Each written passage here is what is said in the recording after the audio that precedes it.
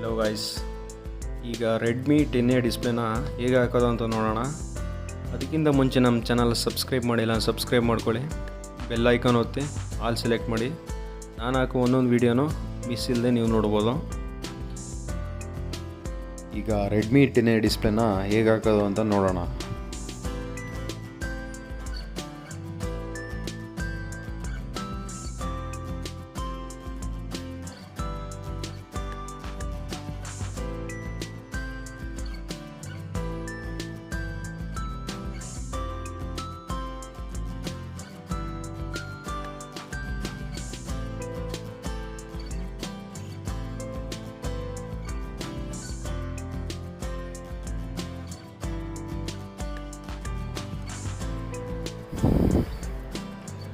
Display remove ಮಾಡಿದ್ದೀನಿ. ಇವಾಗ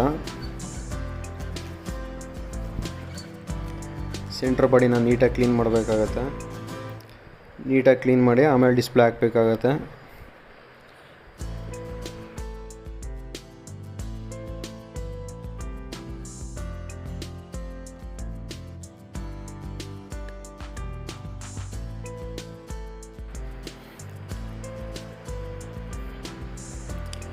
frame ಎಲ್ಲ ನೀಟಾಗಿ ಕ್ಲೀನ್ ಆಗಿದೆ.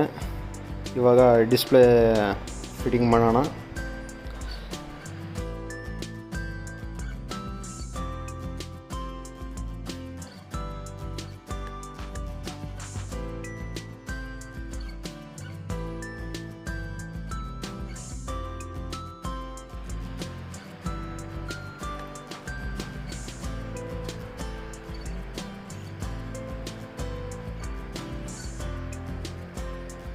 ಈಗ ಫ್ರೇಮ್ಗೆ ಗಮ್ಮಿಂಗ್ ಹಾಕೋಣ ನೀಟಾಗಿ.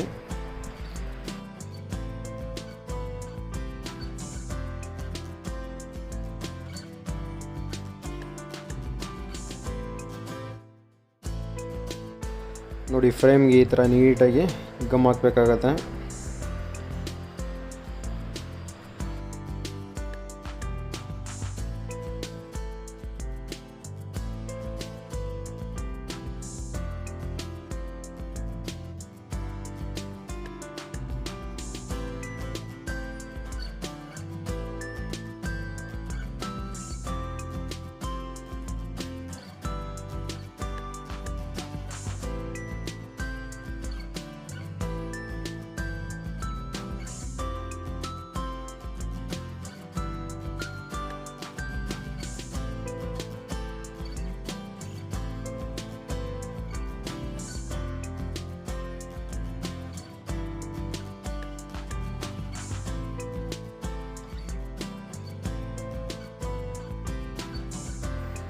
ಗಮ್ಮೆಲ್ಲ ಹಾಕಿದ್ದೀವಿ.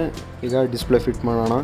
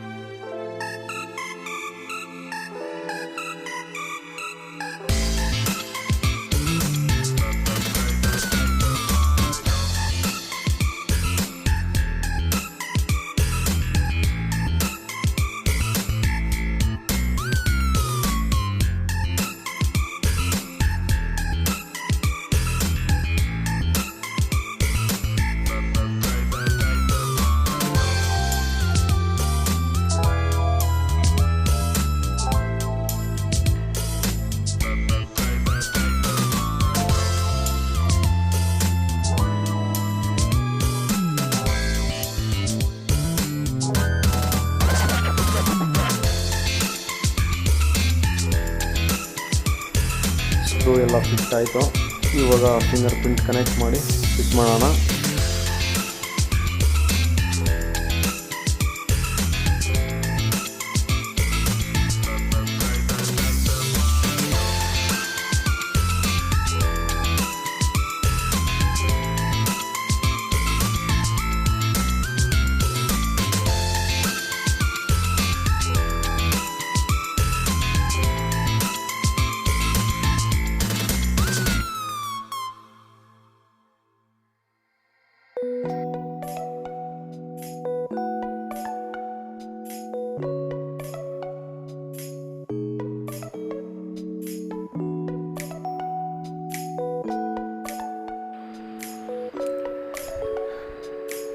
ಡಿಸ್ಪ್ಲೇ ಫಿಟ್ ಆಗಿದೆ.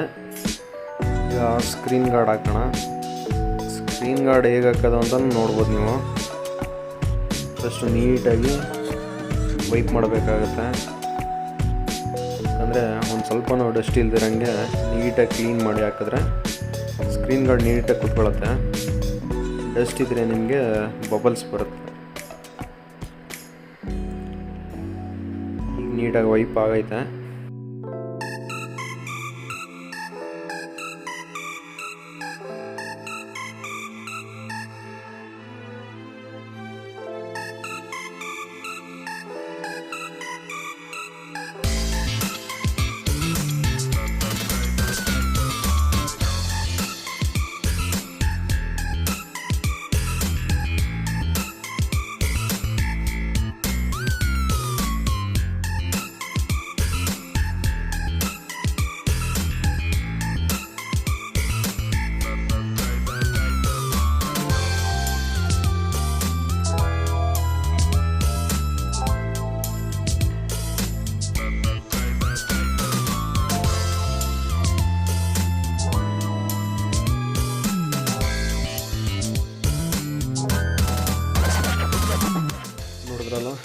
ಈಗ ನೀಟಾಗಿ ಸ್ಕ್ರೀನ್ ಗಾರ್ಡ್ ಅಪ್ಲೈ ಆಗಿದೆ.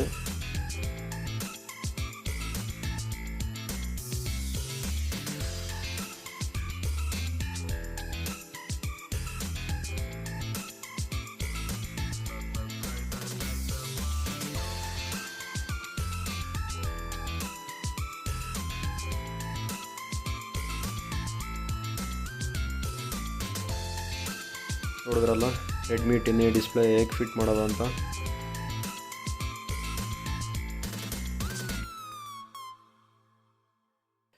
ಈ ವಿಡಿಯೋ ಇಷ್ಟ ಆಗಿದರೆ ಲೈಕ್ ಮಾಡಿ, ಶೇರ್ ಮಾಡಿ, ಕಮೆಂಟ್ ಮಾಡಿ, ಸಬ್ಸ್ಕ್ರೈಬ್ ಅಂತೂ ಮಾಡಲೇಬೇಕು. ಯಾಕಂದರೆ ನಿಮಗೆ ಯೂಸ್ ಆಗೋಂಥ ವೀಡಿಯೋಸ್ಗಳನ್ನ ಇನ್ನೂ ಹೆಚ್ಚಾಗಿ ಅಪ್ಲೋಡ್ ಮಾಡೋಕ್ಕೆ ಹೆಲ್ಪ್ ಆಗುತ್ತೆ. ಸಬ್ಸ್ಕ್ರೈಬ್ ಮಾಡಿದ್ದೀರಲ್ವಾ? ಸಬ್ಸ್ಕ್ರೈಬ್ ಮಾಡಿದ್ದೀರಾ ಅಂತ ಅಂದ್ಕೋತೀನಿ. ಡಿಸ್ಪ್ಲೇ ಇದೆಲ್ಲ ಫಿಟ್ ಆದಮೇಲೆ ಲಾಸ್ಟಲ್ಲಿ ಕೊನೆಯದಾಗಿ ರಬ್ಬರ್ ಹಾಕಬೇಕಾಗುತ್ತೆ. ಡಿಸ್ಪ್ಲೇ ಎಲ್ಲ ನೀಟಾಗಿ ಸೆಟ್ ಆಗಬೇಕು ಅಂದರೆ ಗಮ್ಮಿಂಗೆಲ್ಲ 2-3 ಅವರ್ಸ್ ಇದನ್ನ ರಬ್ಬರ್ ಹಾಕಿ ಹಿಂಗೆ ಇಡಬೇಕಾಗತ್ತೆ.